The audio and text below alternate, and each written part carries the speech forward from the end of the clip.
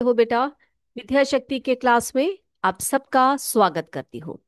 तो हम लोग पढ़ रहे थे पादप में जनन, रिप्रोडक्शन इन प्लांट्स।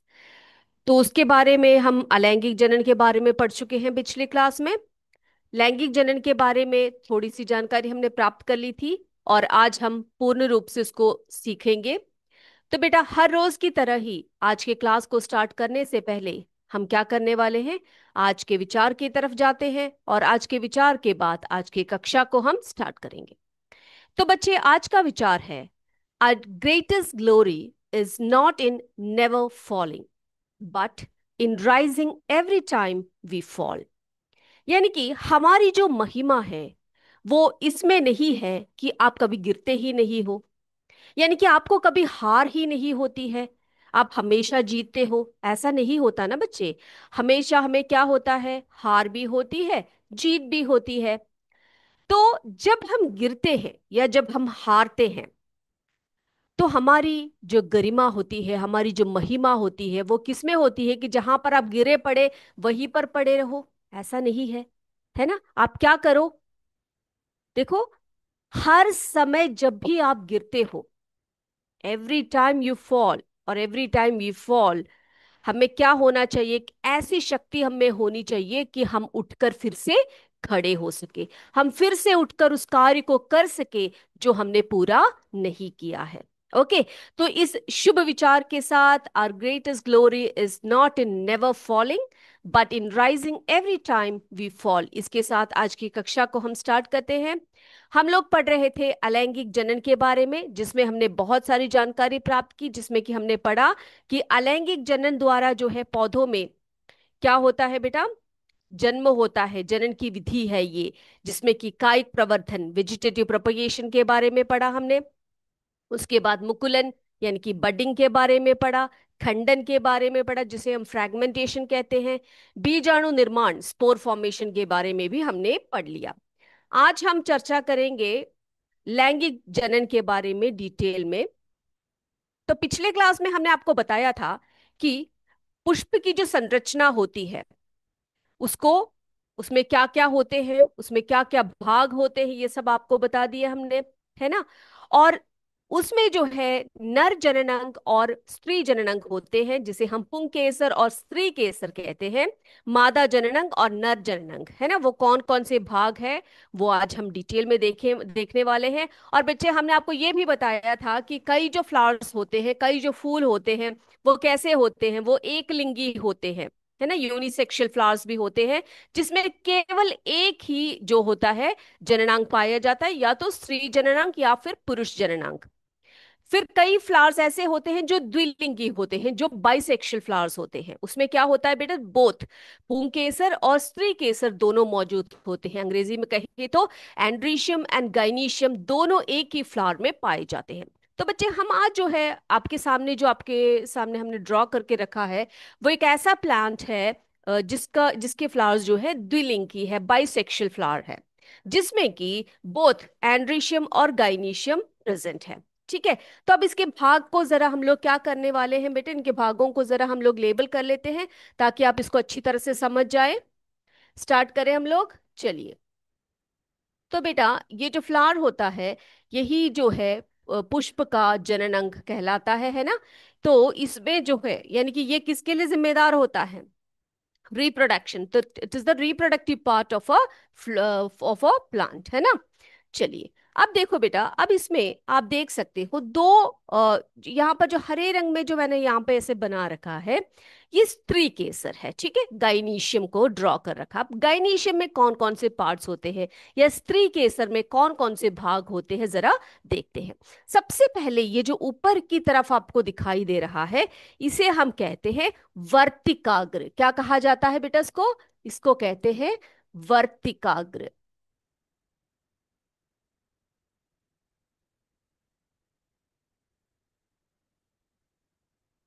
इसे कहते हैं वर्तिकाग्र। ओके, इंग्लिश में भी हम समझेंगे इसको। तो इसे कहते, सबसे पहला वाला जो गाइनीशियम का जो ऊपर ये जो भाग है वो वर्तिकाग्र है, जिसे हम स्टिग्मा कहते हैं, स्टिग्मा। ओके। अब देखो, ये लंबा सा जो स्ट्रक्चर है, लॉन्ग स्लेंडर स्ट्रक्चर जो दिखाई पड़ रहा है, उसको कहा जाता है वर्तिका। क्या कहा जाता है उसको? उसको कहते हैं वर्तिका। यहां पे हम लोग लेबल करते हैं वर्तिका। कर लिया बेटा? वर्तिका को क्या कहते हैं? उसको हम स्टाइल कहते हैं। वर्तिका को स्टाइल कहते हैं इंग्लिश में। चलिए, अब उसके बाद ये जो बल्ज्ड पोर्शन दिखाई पड़ रहा है ना, यहां पर देखो आप, ऐसे उभरा सा एक भाग आपको दिखाई पड़ रहा है। ये क्या है बच्चे? इसको हम ओवरी अथवा अंडाशय कहेंगे। ठीक है, ओवरी अथवा अंडाशय। अंडाशय। ठीक है, अंडाशय को क्या कहते हैं? ओवरी कहते हैं। अंडाशय को ओवरी कहा जाता है। अब देखो, अंडाशय के अंदर कुछ आपको ऐसे कुछ गोल गोल से ऐसे कुछ संरचनाएं दिखाई पड़ रही है बच्चे। इसको क्या कहा जाता है? इसको कहा जाता है बीजांड। क्या कहा जाता है इसको?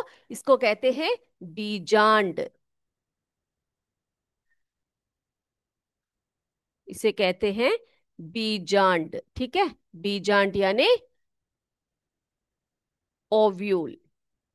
Is this clear? तो इतने भाग हैं किसके? स्त्री केसर के। ठीक है, ये सभी भाग क्या कौन से हैं बेटा? ये है स्त्री केसर भाग।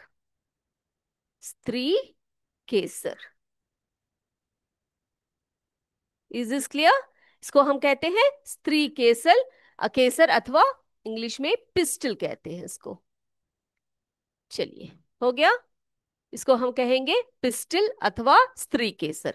तो स्त्री केसर में कौन कौन से भाग आते हैं? वर्तिकाग्र आता है, वर्तिका, बीजांड अथवा और अंडाशय आता है, यानी कि stigma, style, ovule and ovary. Okay बेटा। अब देखो, मैंने जैसे कि आपको बताया कि ये जो फ्लावर है ये बाइसेक्सुअल है, यानी कि दोनों जो गाइनीशियम और एंड्रीशियम इसमें मौजूद है। अब देखो बेटा, ये जो भाग, ये जो आपको ब्लैक कलर में जो ड्रॉ करके दिखाया है मैंने, ये क्या है? ये, इसको कहते हैं हम, क्या कहते हैं इसको?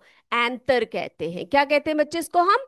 एंतर। ठीक है, हिंदी में क्या कहेंगे इसको? एंतर को पराग कोश कहेंगे।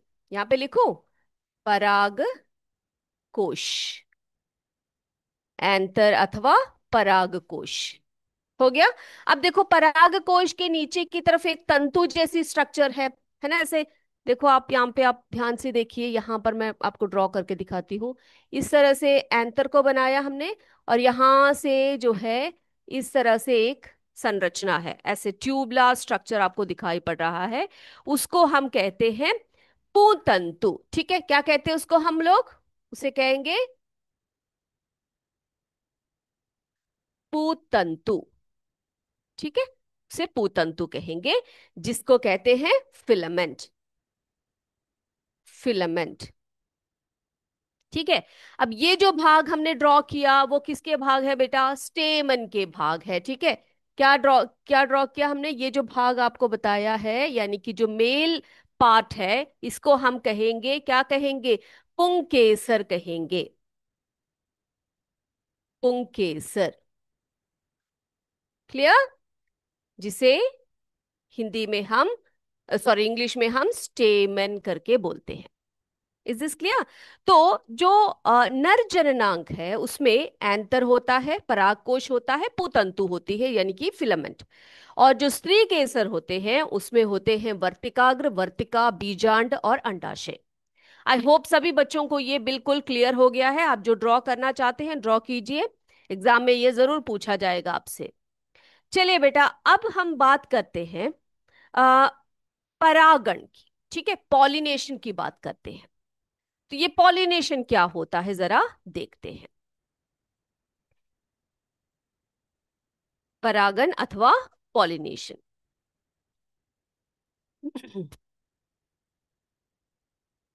तो बच्चों, परागण पके परागकोश से परागणों का वर्तिकाग्र तक स्थानांतरण होता है। क्या कहा मैंने आपसे? कि परागण एक ऐसा प्रोसेस है, या पॉलिनेशन एक ऐसा प्रोसेस है जिसमें कि जो मैच्योर जो पॉलन ग्रेन्स होते हैं वो जैसे जो पराग कण होते हैं उसका वर्तिकाग्र तक, यानी कि जो फीमेल रिप्रोडक्टिव पार्ट का जो स्टिग्मा पार्ट है, जो वर्तिकाग्र है, वहां तक आने का स्थानांतरण का जो प्रोसेस होता है, उसी को हम क्या कहते हैं? परागकण, परागण, अथवा क्या कहते हैं उसको? पॉलिनेशन कहते हैं। ठीक है। तो पराग कणों का वर्तिकाग्र तक स्थानांतरण दो तरीकों से होता है। कितने प्रकार में होता है, कितने तरीकों से होता है? दो तरीकों से। दो तरीकों से क्या होता है बेटा? परागकणों का वर्तिकाग्र तक स्थानांतरण होता है। वो कौन कौन से है, जरा देखते हैं। पहला है स्वपरागन। क्या है? स्वपरागन, यानी कि उसे हम सेल्फ पॉलिनेशन कहते हैं। अब स्वपरागन क्या है बच्चों? देखो, एक ही फूल के भीतर हो सकता है वो, है ना, या एक ही पौधे के फूलों के बीच में हो सकता है। देखो, एक ही फूल के भीतर, मैंने जैसे कि बाइसेक्सुअल फ्लावर्स होते हैं, तो उसमें क्या होता है बेटा? उसमें जो है एंथर्स भी है, और जो हमारा सॉरी पुंकेसर भी है, और स्त्री केसर भी है। तो एक ही फ्लावर में ये हो सकता है, स्थानांतरण हो सकता है। अब एक ही पौधे में दो फूलों के बीच में भी ये हो सकता है। तो उसको क्या कहा जाता है? तो एक ही पौधे में ये हो रहा है, तो उसे हम कहेंगे सेल्फ पॉलिनेशन, है ना, अपने आप में होने वाला। तो एक ही फूल के भीतर या एक ही पौधे के फूलों के बीच में होने वाला परागण स्वपरागण अथवा सेल्फ पॉलिनेशन कहलाता है। अब देखो, अगला है पर परागण। पर परागण यानी क्रॉस पॉलिनेशन होता है बेटा।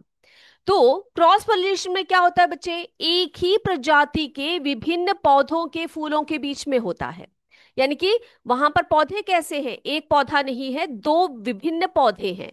विभिन्न पौधे मीन्स एक ही प्रजाति के विभिन्न पौधों के बीच में जो परागण होता है उसे पर परागण अथवा क्रॉस पॉलिनेशन कहा जाता है। ठीक है। यानी कि पोलन ग्रेन्स का स्टिग्मा तक का जो ट्रांसफर होता है उसी को परागण कहते हैं, और वो दो प्रकार में होता है, स्वपरागण और परपरागण, सेल्फ पॉलिनेशन और क्रॉस पॉलिनेशन। क्लियर? चलिए, अब पर परागण में क्या होता है कि अक्सर परागणों को एक फूल से दूसरे फूल तक पहुंचाने के लिए विभिन्न बाहरी एजेंसियों की आवश्यकता होती है ना। ये देखो, वो चल के तो नहीं जा सकते, नहीं जा सकते ना, जो परागकण होते हैं वो चल के तो नहीं जा सकते। तो वो क्या करेंगे? किसी और का सहारा उन्हें लेना पड़ेगा।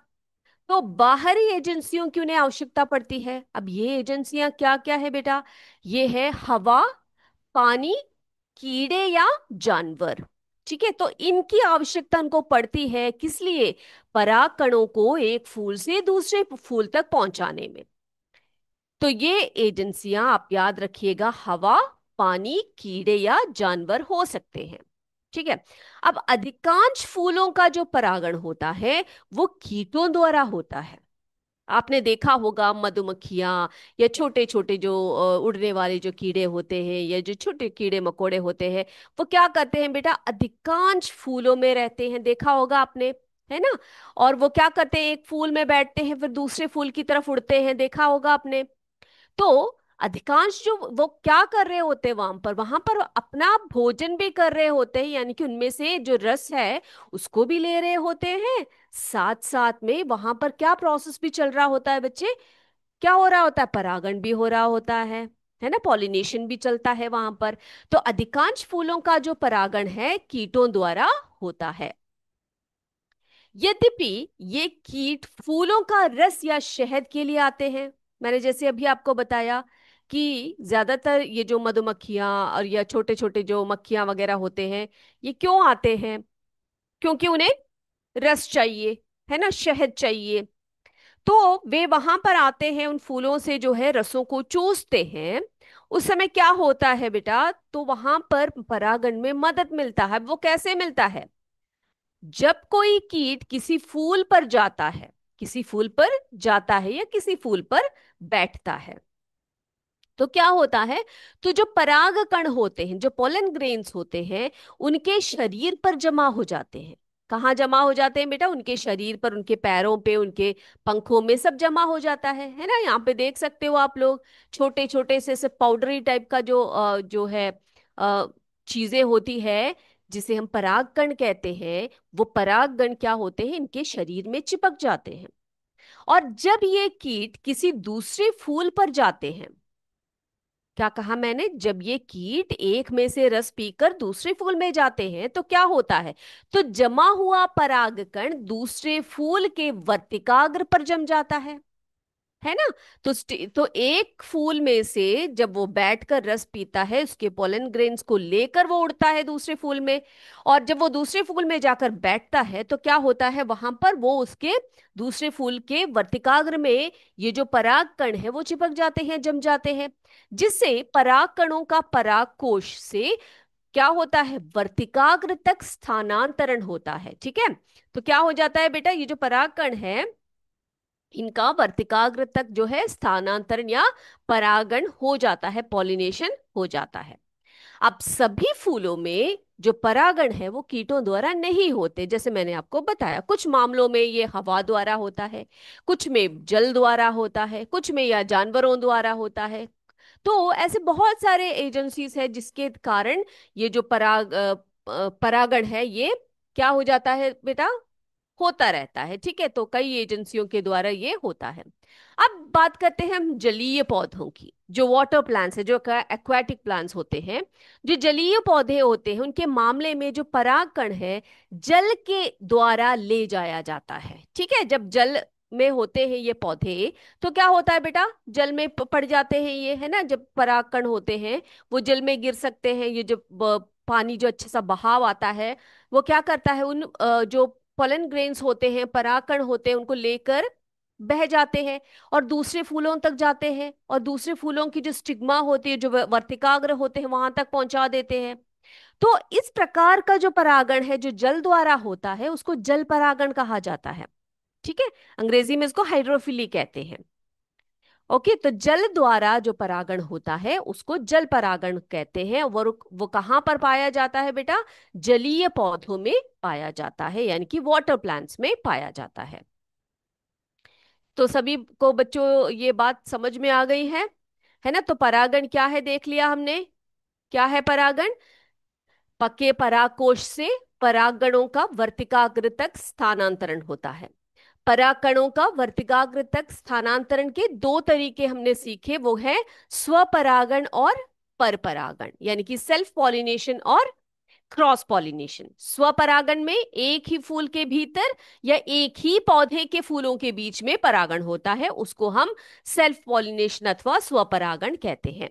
और परपरागण में क्या होता है, अक्सर परागकणों को एक फूल से दूसरे फूल तक पहुंचाने के लिए विभिन्न बाहरी एजेंसियों की आवश्यकता होती है, यानी कि दो अलग अलग फूलों में यह हो सकता है, या अलग अलग पौधों में, एक ही प्रजाति के पौधों में यह होता है।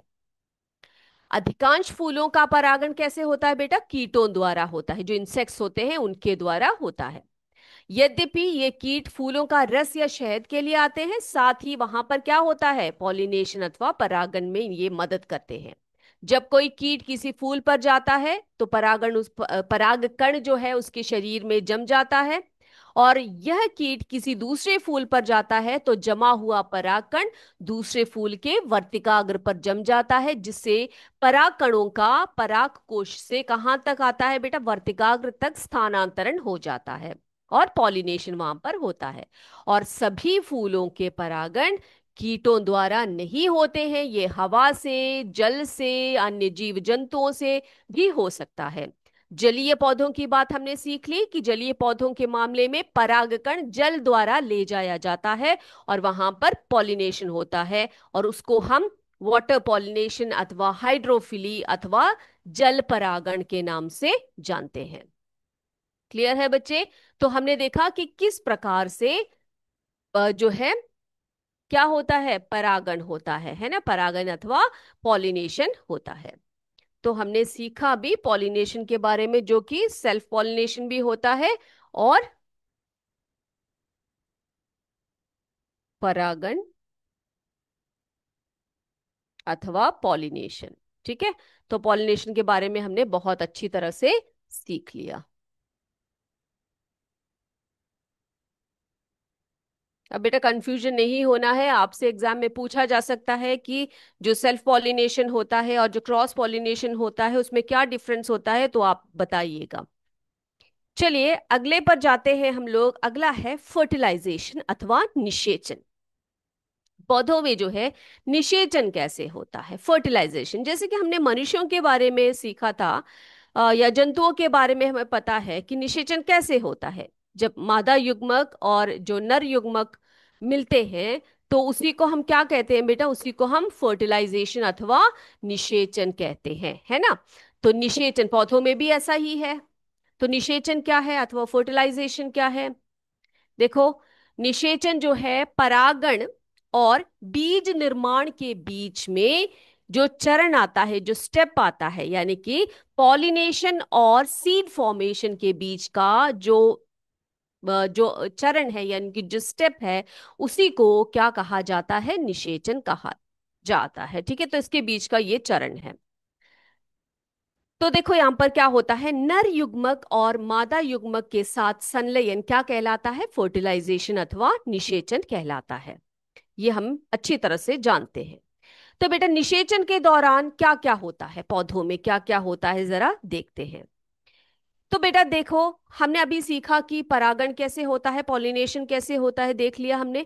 तो परागण जो है जब वर्तिकाग्र पर अंकुरित होते हैं, तो देखो यहां पर आप देख सकते हो जो पौधे का जो स्टिग्मा है, यानी कि जो स्त्री केसर है, पिस्टिल का जो स्टिग्मा है जिसे हम वर्तिकाग्र कहते हैं, वहां पर आकर जब परागण बैठता है या फिर जम जाता है तो क्या होता है, तो परागण वर्तिकाग्र पर अंकुरित होता है और पराग नलिकाएं विकसित होती है। आप देख सकते हो यहां पर ऐसे ट्यूबुलर स्ट्रक्चर्स दिखाई दे रहे हैं आपको, ऐसे नलिकाएं दिखाई दे रहे हैं बच्चे। तो इसी को क्या कहते हैं, पराग नलिकाएं कहते हैं। ठीक है, तो पराग नलिकाएं विकसित होती है और पराग नलिकाएं जो है नीचे की ओर वर्तिका में चले जाते हैं। कहाँ चले जाते हैं, वर्तिका, यानी कि जो स्टाइल है ना, जो स्त्री केसर का जो स्टाइल है, ये जो है ये भाग, इसको हम वर्तिका कहते हैं, अभी अभी हमने सीखा। तो वर्तिका की ओर चले जाते हैं और ये नलिकाएं नर युग्मकों का वाहक होते हैं। ठीक है, ये जो नलिका यानी कि ये जो ट्यूबुलर स्ट्रक्चर है, ये किसका वाहन करते हैं बेटा, किसको ट्रांसफर करते हैं नीचे की तरफ को, गाइनीशियम की तरफ को कौन ट्रांसफर करता है, ये जो नलिका है ये क्या करता है, ये नर युग्मकों का, यानी कि जो मेल गेमीट है उसको नीचे की तरफ ले जाता है। ठीक है, चलिए फिर क्या होता है, अब एक पराग नलिका क्या हो करते हैं बेटा, एक पराग नलिका जो है बीजांड में प्रवेश करता है। कहाँ प्रवेश करता है, सीधे आप देख सकते हो, इसमें से एक पराग नलिका जो है सीधे आकर बीजांड में, यानी कि जो ओव्यूल होता है ना, वहां पर प्रवेश करता है, बीजांड में प्रवेश करता है, जहां मादा युग्मक स्थित होता है, यहाँ पे, है ना, ओव्यूल्स होते हैं ना यहाँ पर। तो ओव्यूल्स जो होते हैं वो स्थित होते हैं। अब मादा युग्मक या अंड कोशिका, अंड कोशिका यानी कि जो ओवम होता है, अंड कोशिका जो होती है वो बीजांड के अंदर मौजूद होता है। जो बीजांड होते हैं, जो ओव्यूल्स होते हैं, उसके अंदर कौन होता है बेटा, मदर गैमीट, यानी कि male, I am sorry, female gamete जो है वो प्रेजेंट होती है। अब मेल गैमीट आ गया और फीमेल गैमीट भी यहां पर है, तो वहां पर क्या हो गया, उसका फ्यूजन हो गया। ठीक है, चलिए फिर क्या होता है, नर युग्मक मादा युग्मक के साथ संलयित हो जाता है, यानी कि उसका जो है फ्यूजन, जैसे मैंने अभी आपको बताया, फ्यूजन हो जाता है। इस प्रकार निषेचन की जो प्रक्रिया होती है, जो फर्टिलाइजेशन की जो प्रक्रिया होती है, वो पूरी हो जाती है। ठीक है, तो दोनों युग्मकों के संलयन से उत्पन्न कोशिका या संलयन उत्पाद को क्या कहा जाता है बच्चे, युग्मनज कहा जाता है, जाइगोट कहा जाता है। तो as a result of fertilization क्या बन जाता है वहां पर, जाइगोट बनता है ना। तो युग्मनज क्या करता है फिर, धीरे धीरे डेवलप होता है और क्या करता है, शीघ्र ही एक भ्रूण शिशु पादप में विकसित हो जाता है। किसमें विकसित होता है? शिशु पादप में विकसित होता है, भ्रूण के रूप में वहां पर वो विकसित। युग्मनज क्या करता है? बहुत सारे सेल डिविजन्स वहां पर चलते रहते हैं। उन सेल डिवीजन के यानी कि जो कोशिकाएं होती हैं वो विभाजित होती रहती है, और किस में परिवर्तित करती हैं बेटा? वो भ्रूण में, एम्ब्रियो में। ठीक है, तो zygote is developed into an embryo. ठीक है, उसमें जो है विकसित हो जाता है। चलिए, अब हम बीजांड की बात करें, थोड़े से और डिटेल में अगर बात करें, तो बीजांड अथवा जो ओव्यूल्स होते हैं ये बीज में विकसित होते हैं बेटा। ठीक है, किस में विकसित हो जाते हैं? ये बीज में, जो सीड्स होते हैं ना फ्रूट्स के, उसमें विकसित होते हैं बीजांड। बीज में ही क्या होता है? भ्रूण होता है। जो बीज होते हैं, जो हम लोग फ्रूट्स खाते हैं, उसके जो बीज होते हैं ना बच्चों, उसमें भ्रूण होता है। आपने देखा होगा, हम लोग को पौधा चाहिए, एक नया पौधा चाहिए आपको उगाना है, तो आप क्या करते हो? बीज को ही उगाते हो ना, बीज को डालते हो मिट्टी में, पानी देते हो, फिर वो धीरे धीरे एक छोटा सा नन्हा सा पौधा बन जाता है। तो वो भ्रूण जो होता है किस में मौजूद होता है? बीज में मौजूद होता है। और जो एक सुरक्षात्मक बीज आवरण में बंद होता है। बेटा आपने ज्यादातर जो सीड्स देखे होंगे, वो सीड्स कैसे होते हैं? हार्ड होते हैं ना, उनको जो ऊपरी ऊपरी जो कवरिंग होता है वो हार्ड होता है थोड़ा सा, है ना। और फल कैसे होते हैं? मांसल और रसीले होते हैं, जैसे कि आम, सेब, संतरा वगैरह। अब देखो बेटा, फ्रूट्स कैसे बनते? सीड्स तो हमने बोल दिया कि ओव्यूल से बनते हैं, बीजांड से बनते हैं। अब फ्रूट्स का विकास कैसे होता है? जो ओवरी होती है ना, ये जो एंटायर ओवरी जो होती है वो फ्रूट में विकसित होती है। तो ओवरी फ्रूट में बदल जाती है, उसके अंदर के ओव्यूल्स जो होते हैं वो सीड्स में बदल जाते हैं। ये बात क्लियर हो गई सभी बच्चों को? चलिए, तो फिर हम बहुत सारे फ्रूट्स जो खाते हैं, जैसे कि आम खाते हैं, सेब खाते हैं, संतरा, बहुत सारे फ्रूट्स हैं, सबको फ्रूट्स पसंद पसंद होंगे, है ना। तो फ्रूट्स क्या क्या है बेटा? वो राइपेंड ओवरी है। ठीक है, राइपेंड ओवरी है। और जो बीज है उसके अंदर के, वो क्या है? वो ओव्यूल्स है। अब देखो, कुछ फल जो होते हैं वो कठोर होते हैं, जैसे कि बादाम, अखरोट वगैरह कैसे होते हैं? थोड़े से हार्ड फ्रूट्स होते हैं। ओके, चलिए, अब देखो, फल की जो दीवार होती है, यानी कि आपने देखा होगा ज्यादातर जो फ्रूट्स होते हैं वो उसके अंदर बीज होते हैं, है ना। तो फल की जो दीवार होती है वो क्या करती है? भ्रूण को सुरक्षा प्रदान करती है। क्या करती है? जो फल का जो दीवार होता है, जो पल्पी जो फ्रूट्स वगैरह होते हैं, जो उनका उसका जो पल्प वगैरह होता है ना, वो क्या किस लिए होता है बच्चे? वो उसके जो सीड है ना, उसको सुरक्षा प्रदान करने के लिए। क्यों? क्योंकि सीड के अंदर क्या है? एम्ब्रियो है, भ्रूण है, तो उसको सुरक्षा प्रदान करता है। अब फल, जैसे मैंने आपको बताया, खाद्य सामग्री का भंडार होता है, इसमें बहुत सारे विटामिन्स होते हैं, मिनरल्स होते हैं। तो आपको जरूर एक ना एक फ्रूट तो जरूर एक दिन खाना है, ठीक है, ताकि आपके शरीर को पूरी मात्रा में अच्छे जो है न्यूट्रिएंट्स मिले। अब फल बीजों के फैलाव में भी मदद करता है। फल क्या करता है बेटा? ये जो है, ये जो बीज होते हैं ना, बीजों से ही नए पौधे निकलते हैं। अब फल क्या करते हैं? बीजों के फैलाव में भी, डिस्पर्सल में भी, यानी कि उसकी प्रकीर्णन में भी मदद करते हैं। ओके, तो इसको हम लोग जो बीजों का जो प्रकीर्णन है उसकी एक प्रक्रिया है, वो कैसे होता है, उससे नए पौधे कैसे बनते हैं, वो सब अगले क्लास में हम पढ़ेंगे। तो आज जो हमने पढ़ा है आप सबको क्लियर हो गया है बच्चों। हम बात कर रहे थे लैंगिक जनन की, पौधों में, है ना, पादपों में लैंगिक जनन की बात कर रहे थे, जिसमें कि हमने देखा कि जो पुष्प होते हैं वो या तो एक लिंगी होते हैं या फिर द्विलिंगी होते हैं, बाइसेक्सुअल या यूनिसेक्सुअल फ्लावर्स होते हैं। कई पौधे जिसमें कि बाइसेक्सुअल फ्लावर्स होते हैं, उनमें क्या होता है बेटा? स्त्री केसर भी होते हैं, पुंकेसर भी होते हैं, यानी कि पिस्टिल और स्टेमन होते हैं। इसको हम गाइनीशियम और एंड्रीशियम भी कहते हैं, है ना। थोड़े से बड़े क्लासेस में जाओगे तो आप कैसे पढ़ोगे इसको? इसको पढ़ोगे आप, जो स्त्री केसर है, पिस्टिल है, उसको उसके भाग को हम गाइनीशियम कहते हैं। जो पुरुष केसर है या पुंग केसर या स्टेमन है, वो पार्ट्स को हम एंड्रीशियम के नाम से जानते हैं, ठीक है। तो स्त्री केसर के भाग कौन कौन से है बेटा? ये कभी भूलना नहीं, इसको अच्छी तरह ड्रॉ करके आपने सीखना है किसके कौन कौन से भाग होते हैं। तो स्त्री केसर में, पिस्टिल में वर्तिकाग्र स्टिग्मा, वर्तिका स्टाइल, बीजांड ओव्यूल, अंडाशय, ओवरी, इतने भाग होते हैं, इतने पार्ट्स होते हैं स्त्री केसर या पिस्टिल में। अब पुंकेसर की बात करें, स्टेमन की बात करें, तो उसमें क्या क्या होते हैं? एंथर, जिसको हम परागकोश कहते हैं, और पुतंतु, जिसे हम क्या कहते हैं? फिलामेंट कहते हैं। ओके, तो इतनी बातें क्लियर हो गई। फिर हमने देखा कि पॉलिनेशन, परागण क्या होता है? क्या होता है परागण? जिसमें कि जो एंथर्स होते हैं, उसकी जो पोलन ग्रेन्स होते हैं, वो वर्तिकाग्र तक का जो ट्रांसफर होता है उसका, उसी को हम पॉलिनेशन कहते हैं।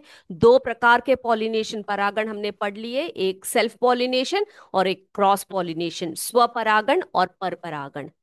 तो ये बहुत अच्छी तरह से मैंने आपको बता दिया है। फिर भी किसी को कोई डाउट है तो आप जरूर कमेंट करके बताइएगा, अगले क्लास में आपके डाउट्स को भी क्लियर करेंगे। ओके, आज की क्लास को यहीं पर वाइंड अप करते हैं, अगले क्लास में आपसे फिर मिलेंगे। तब तक जय विद्या शक्ति, जय हिंद, जय भारत। धन्यवाद। Thank you sir.